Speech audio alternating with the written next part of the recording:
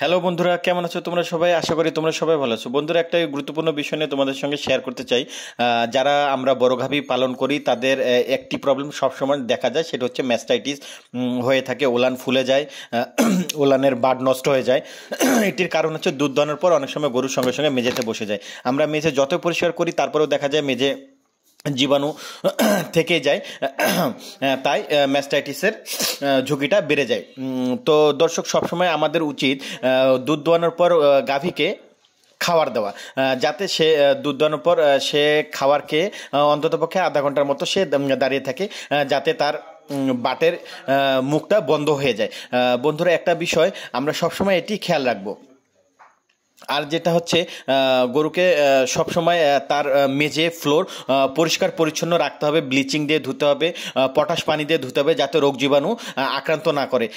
যখনই একটি গাভী ম্যাস্টাইটিসে আক্রান্ত হয় তার দুধের পরিমাণ অনেকটাই কমে যায়।